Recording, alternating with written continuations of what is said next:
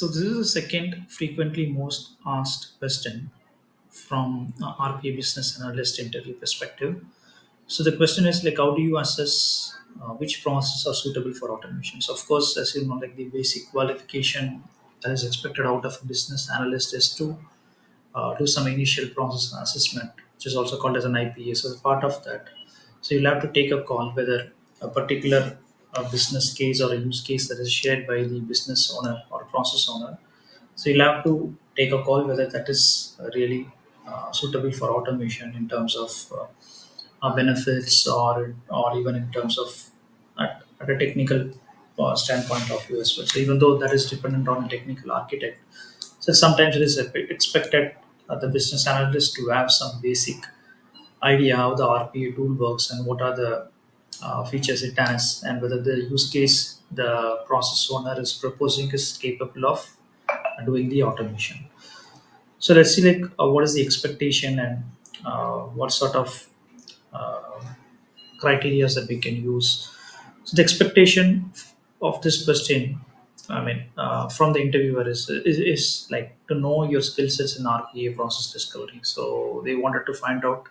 So how do you typically analyze a process that is presented to you? So what are the factors that you consider in terms of taking a decision whether it is a suitable process for automation? So there are a few points that you could call out during this question is like use some of the factors. You know, like there are some thumb rules of RPA, so make sure like that you know all those things. Like for instance, the process has to be a rule-based process, and it should be an high volume, and it should be repetitive. So use those sort of a qualification uh, uh, criteria that we have in terms of an RPA. So make sure like that you answer all of them, use all of them, and also consider process stability.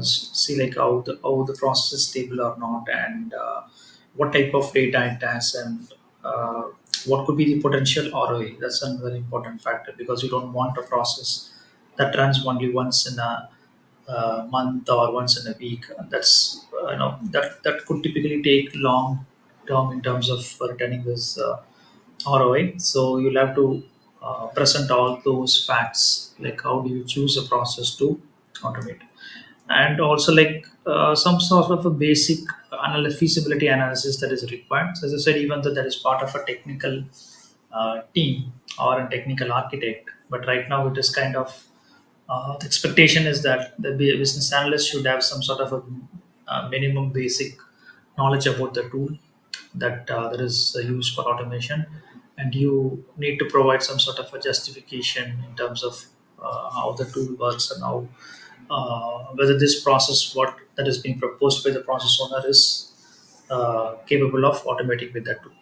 So use these points to build your answers for these questions. So to summarize, like basically you need to specify the thumb rules that are used for our picking up an RPA process, and what sort of process you pick. Ask those sort of quantitative or qualitative questions. And third is obviously doing some feasibility analysis, not a deep feasibility analysis, but just some high level feasibility analysis.